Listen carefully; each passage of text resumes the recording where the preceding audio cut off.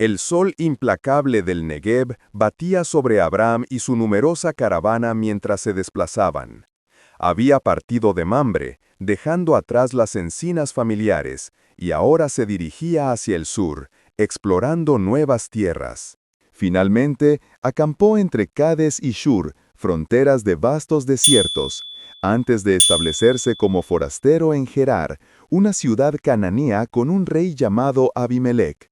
Abram, recordando pasados peligros y temiendo por su vida en una tierra desconocida, decidió recurrir a una vieja y peligrosa estrategia para protegerse. Mientras los sirvientes levantaban las tiendas y los rebaños pastaban en las cercanías, Abram se acercó a Sara, su esposa, cuyo encanto y belleza aún perduraban a pesar de su edad avanzada. Con el corazón apretado por la preocupación, pero convencido de la necesidad, le dijo: «Sara, en esta tierra, donde el temor de Dios parece ausente, temo que me maten por tu causa. Por favor, di que eres mi hermana. Así podremos salvarnos, tú y yo».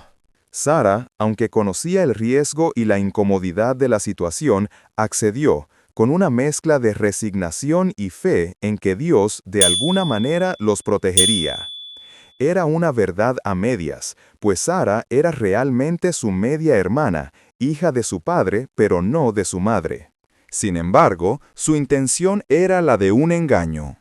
Pronto, la fama de la belleza de Sara llegó a oídos de Abimelec, rey de Gerar.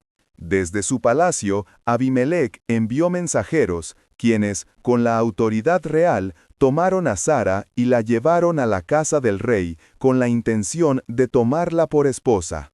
Sara, sumida en la angustia y el miedo, se sintió desamparada, preguntándose qué sería de ella y cómo Dios permitiría que esto sucediera. Abraham, por su parte, vivía en una tensa espera, lleno de remordimiento por la situación en que había puesto a su esposa, pero aferrado a la justificación de que así salvaba su propia vida. Pero la noche trajo consigo una intervención divina.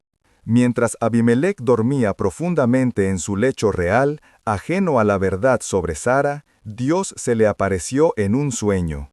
La visión fue vívida y aterradora.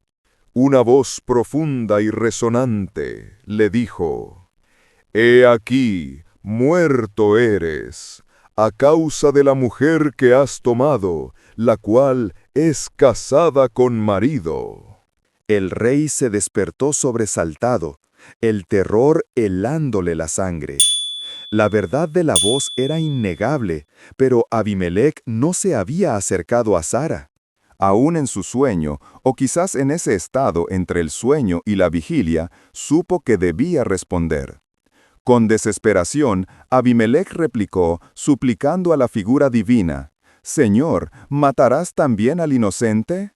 ¿No me dijo él mismo: «¿Mi hermana es?» Y ella también confirmó: «¿Es mi hermano?» Con sencillez de mi corazón y con limpieza de mis manos he hecho esto. Yo no sabía que era casada. Su voz, aunque en sueños, parecía temblar. La voz divina respondió con una calma que contrastaba con el terror del rey. Yo también sé que con integridad de tu corazón has hecho esto, y yo también te detuve de pecar contra mí, y así no te permití que la tocases. El alivio y la gratitud inundaron el espíritu de Abimelec al comprender que Dios mismo lo había protegido de una transgresión tan grave. Ahora pues, continuó la voz, con una seriedad inquebrantable, devuelve la mujer a su marido, porque él es profeta, y orará por ti y vivirás. Y si no la devolvieres, sabe que de cierto morirás tú y todos los tuyos. La amenaza era clara y total. La vida de Abimelec y de todo su reino dependía de su obediencia. Al alba, Abimelec se levantó de su cama, el sueño grabado a fuego en su mente y el sudor frío en su frente. Su corazón latía con una mezcla de miedo, indignación y asombro. Inmediatamente llamó a todos sus siervos, los más cercanos y de confianza, y les relató cada palabra de lo que había experimentado en la noche. El silencio tenso de la sala se rompió solo por el temblor de sus voces y la respiración contenida. Cuando el rey terminó su relato, el miedo se apoderó de los hombres en gran manera, comprendiendo la magnitud del peligro que habían rozado. Después, Abimelec mandó llamar a Abram. El encuentro fue cargado de una pesada atmósfera. Abram se presentó ante el rey, probablemente con la cabeza gacha, sintiendo el peso de su engaño. Abimelec, con una mezcla de reproche, dolor y enojo, le confrontó. ¿Qué nos has hecho? ¿En qué pequé yo contra ti, para que hayas atraído sobre mí y sobre mi reino tan grande pecado? Lo que no debiste hacer, lo has hecho conmigo. Me has expuesto a la muerte y a mi pueblo a la ruina. Su voz reflejaba la profunda ofensa y el pánico que había vivido. Luego, más calmado pero con la misma intensidad, le preguntó, ¿qué pensabas para que hicieses esto? Abraham, con la vergüenza marcando su rostro, intentó justificarse. Porque dije para mí, ciertamente no hay temor de Dios en este lugar, y me matarán por causa de mi mujer. Luego, con un hilo de verdad para mitigar la mentira, añadió, y a la verdad también es mi hermana, hija de mi padre, mas no hija de mi madre, y la tomé por mujer. Continuó explicando el patrón de su engaño. Y cuando Dios me hizo salir errante de la casa de mi padre, yo le dije a ella, esta es la merced que tú harás conmigo, que en todos los lugares a donde lleguemos digas de mí, mi hermano es. La explicación de Abram, aunque no eximía su falta, reveló a Abimelec la razón detrás del engaño. El rey, un hombre justo y temeroso del Dios que se le había revelado en sueños, decidió actuar con rectitud y generosidad. No buscó venganza, sino la restauración. Entonces Abimelec tomó ovejas y vacas, y siervos y siervas de entre sus posesiones, y se los dio a Abram como una compensación por el malentendido y para aplacar la ira divina. Con un gesto de realeza, le devolvió a Sara, su mujer legítima, a su lado. Mirando a Abraham, Abimelec declaró, «He aquí mi tierra está delante de ti, habita donde bien te parezca. Eres libre de quedarte y vivir en mis dominios». Luego se dirigió a Sara, quien permanecía en silencio y con la cabeza baja. Con la intención de restaurar su honor y su estatus como mujer casada a los ojos de todos, Abimelec le dijo, «He aquí, he dado 1000 monedas de plata a tu hermano. Mira que él te es como un velo para los ojos de todos los que están contigo, y para con todos, así fue vindicada». Las 1000 piezas de plata no eran solo un regalo, sino una declaración pública. Sara tenía un marido que la protegía, y el dinero compensaba la afrenta a su reputación, sellando su inocencia y su vínculo con Abram. Cumplidas las palabras de Dios, Abraham, reconocido ahora como profeta, se humilló ante el Señor y oró por Abimelec y su casa. La situación en Gerar era grave, pues Jehová había cerrado completamente toda matriz de la casa de Abimelec, como castigo por haber tomado a Sara, la mujer de Abraham. Las esposas de Abimelec y sus siervas no podían concebir, y la esterilidad había traído gran consternación al reino.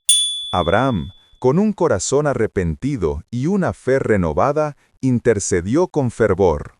Y Dios escuchó la oración de Abraham. La maldición fue levantada. Dios sanó a Abimelec y a su mujer y a sus siervas, abriendo sus vientres.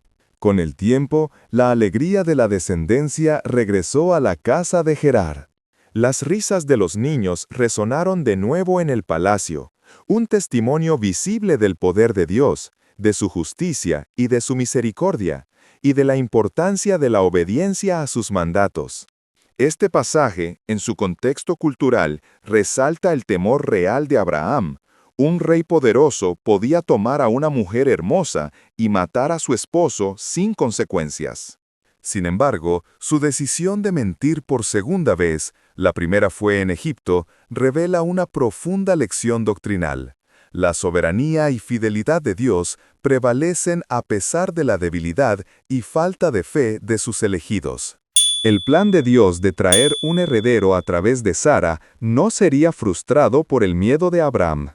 Dios interviene directamente para proteger la pureza de la línea mesiánica, demostrando que su pacto no depende de la perfección humana, sino de su propio poder y promesa. Además, la historia presenta una notable inversión de roles. Abimelech, un rey pagano, actúa con más integridad y temor de Dios que el propio Abraham, el padre de la fe. No obstante, Dios reafirma el estatus de Abraham al llamarlo profeta y designarlo como el intercesor que orará por la sanidad de Abimelech. Esto subraya una doctrina clave. El llamado y la elección de Dios se basan en su gracia, no en los méritos o la conducta intachable de la persona. El relato enseña que la salvación y el cumplimiento de las promesas divinas son obra de la fidelidad de Dios, quien protege su plan redentor incluso a través de instrumentos humanos imperfectos. La historia de Abraham y Abimelech nos ofrece una lección crucial sobre el efecto dominó de la falta de integridad y el poder de la honestidad, incluso cuando el miedo nos tienta a lo contrario. Abraham, por temor a su vida, eligió una media verdad que puso en grave peligro no solo su reputación, sino también la integridad y la paz de Abimelech y su reino, afectando a personas inocentes. En nuestra vida moderna, esto se traduce en la importancia de elegir siempre la verdad y la transparencia, incluso cuando el miedo, la vergüenza o el deseo de evitar un conflicto nos empujan a ocultar o distorsionar los hechos. Tus acciones y palabras, sean en una relación personal, en el trabajo o en tu comunidad, tienen consecuencias que van más allá de ti.